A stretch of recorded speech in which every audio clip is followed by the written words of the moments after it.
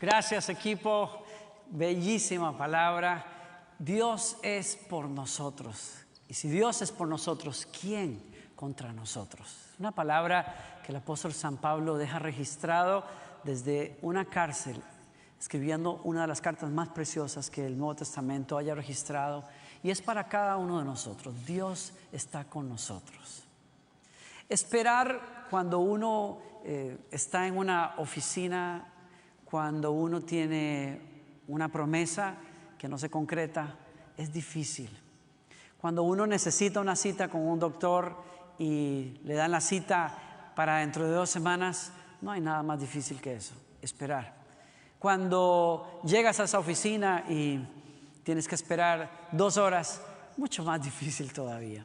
Esperar no es fácil, especialmente cuando estamos en una situación en donde anhelamos ver la respuesta, ver el cambio, ver cómo las circunstancias se tornan en otro color a favor de nosotros. Cada uno de nosotros tiene promesas que Dios nos ha dado, pero esperar en esas promesas, abrazar la fe y abrazar la paciencia para alcanzar esas promesas es una de las pruebas más grandes que hay. De hecho, la manera en que tú y yo manejamos la espera, la manera en que tú manejamos los procesos lentos, va a determinar en buena medida cómo alcanzaremos nuestro destino en Dios.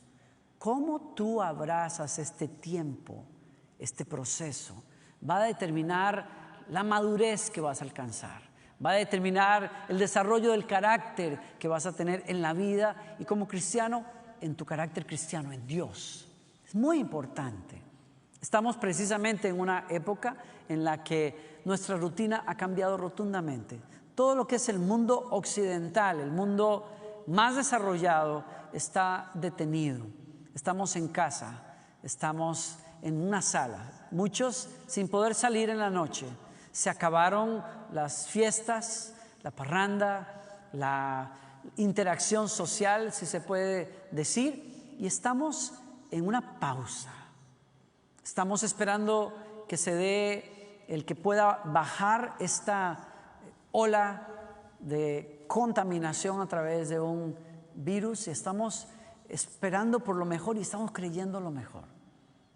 Pero creo yo, me permito usar mi lectura personal.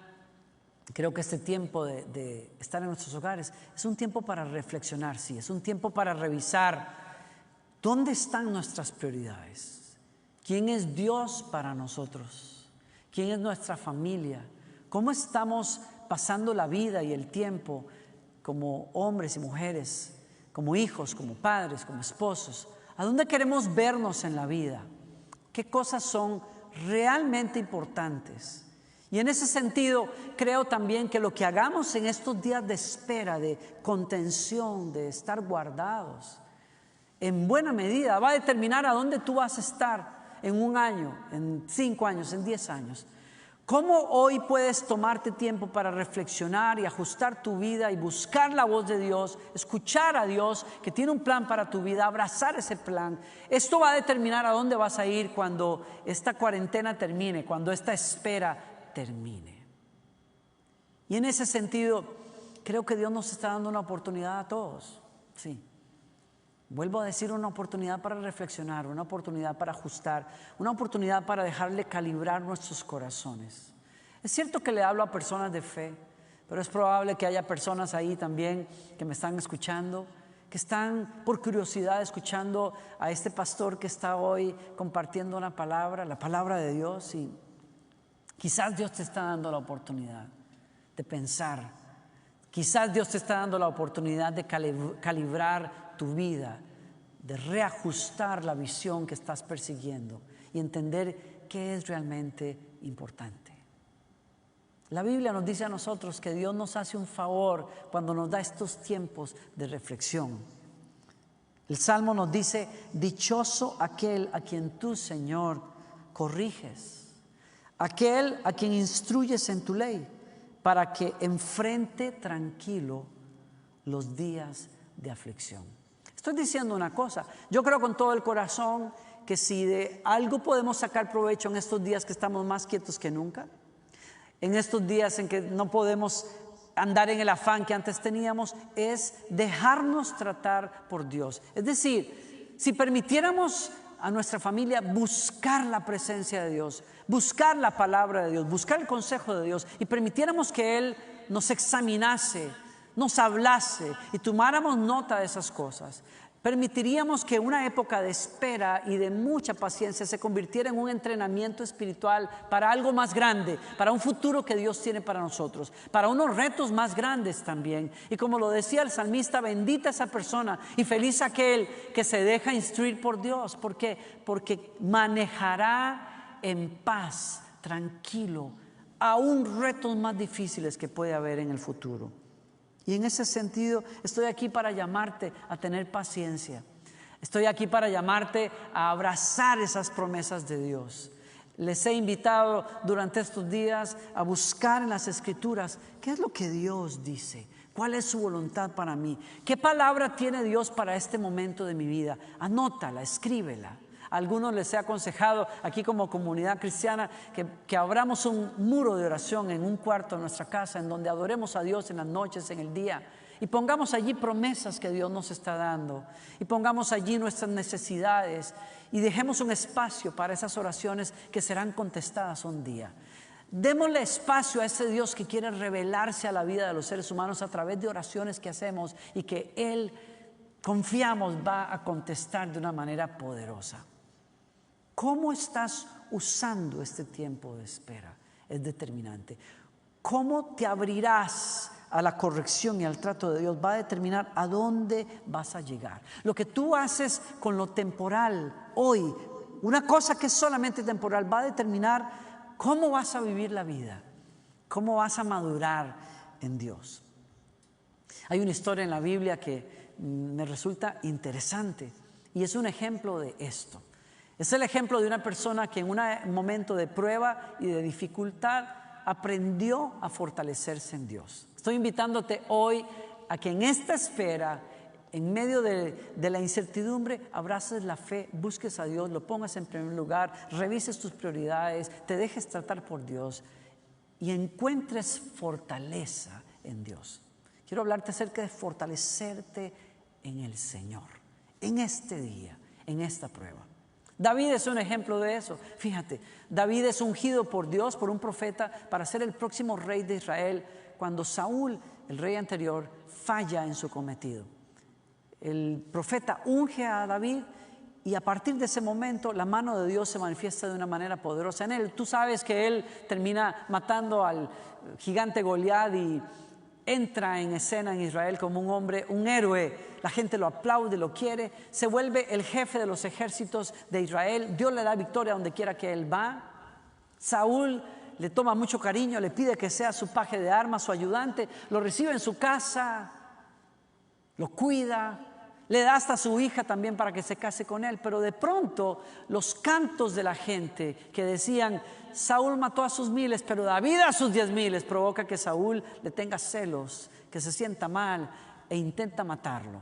Y después de haber sido usado por Dios, David se encuentra como el fugitivo más buscado en el país. Y solo ponte a pensar en esto. Estamos hablando de una persona que es llena de Dios, que hace un bien a la nación, que lo libera de un gigante que los amedrentaba, que expande las fronteras de Israel, pero lo que recibe en premio es que el rey intente matarlo 3 veces y que se vuelva el hombre más buscado en el país.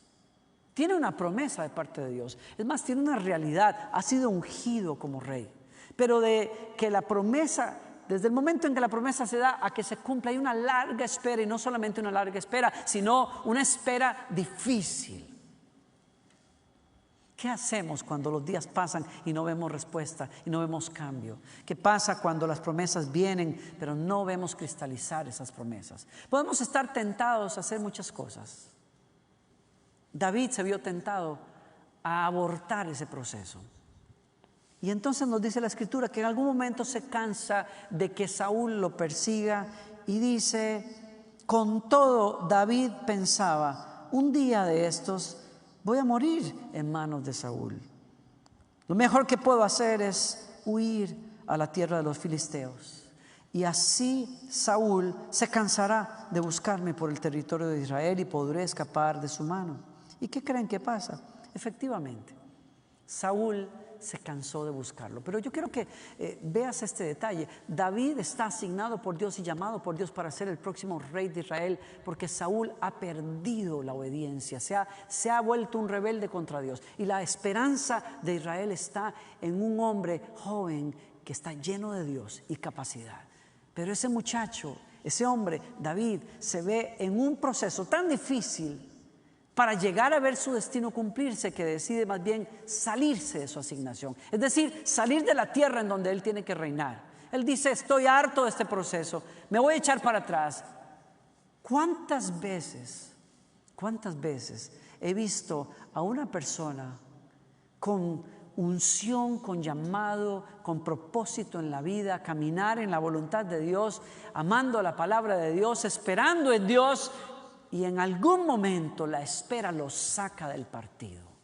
Decide dejar su compromiso a un lado, soltar las riendas y decir: la verdad es que no quiero esperar más, no quiero someterme a Dios más, es más, no quiero estar encerrado en esta casa más.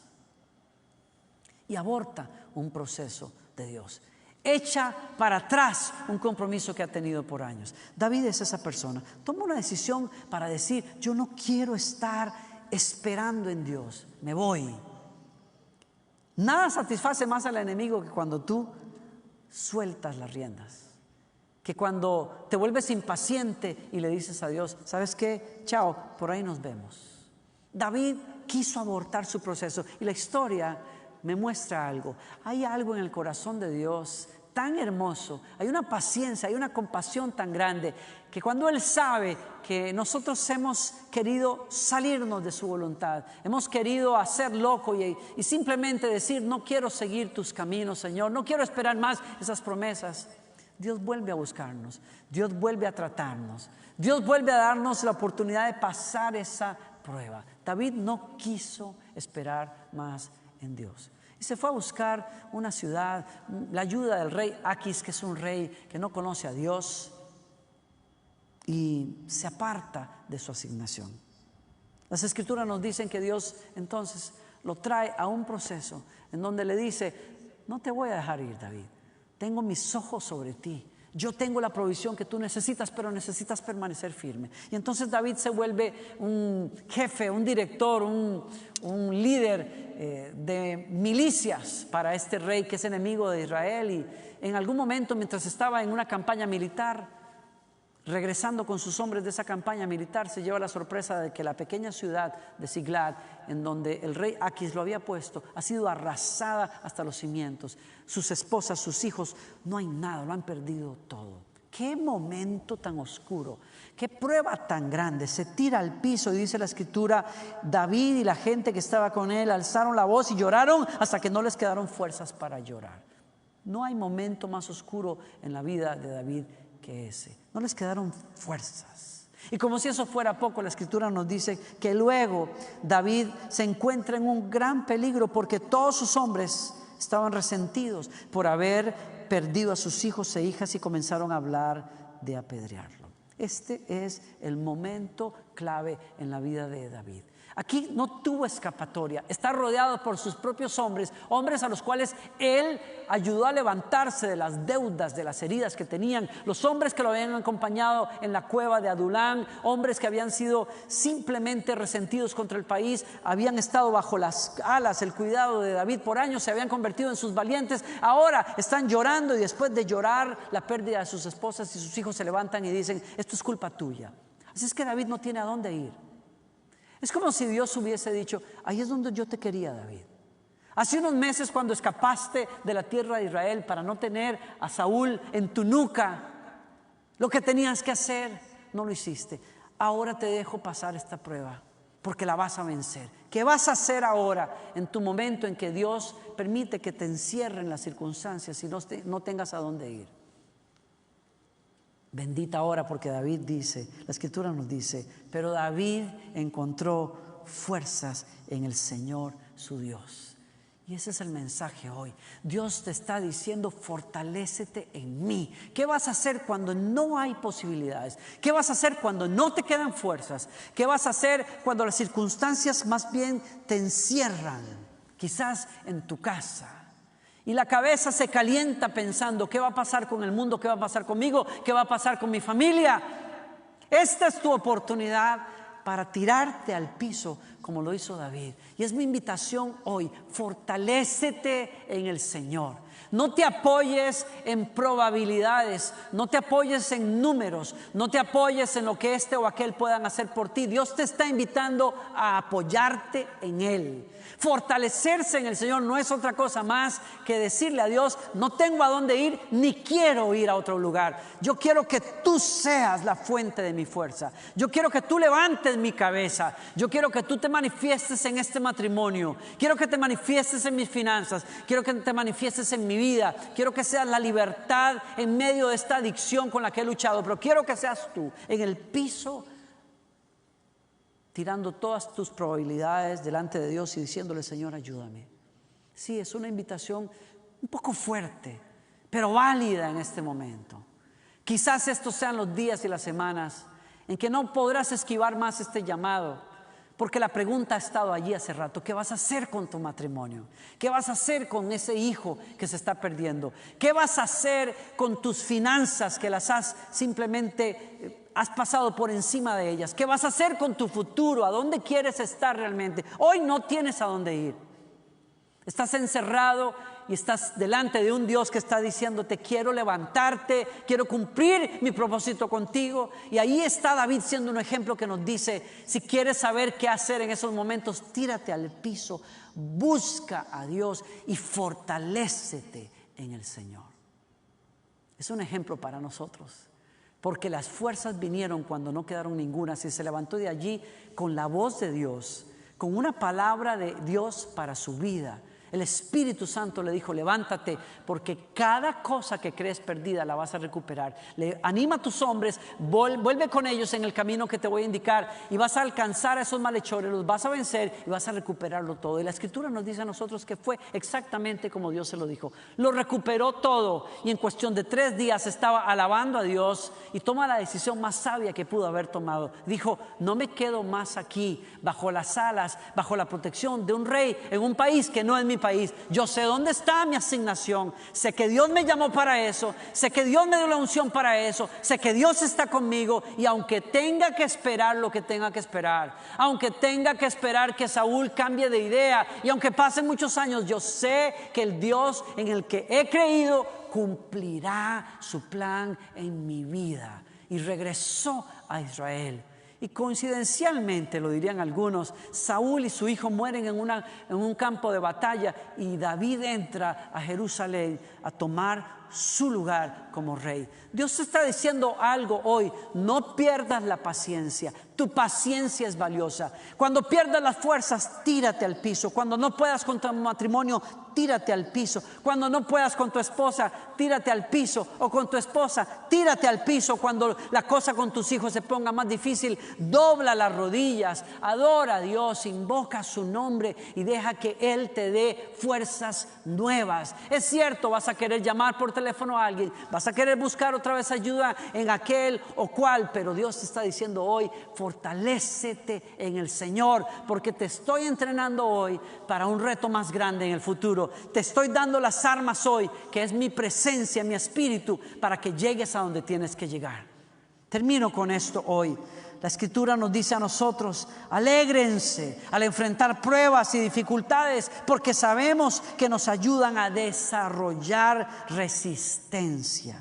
Y la resistencia desarrolla firmeza de carácter, y el carácter fortalece nuestra esperanza segura de salvación. Y esa esperanza no acabará en desilusión. Efesios 6:10.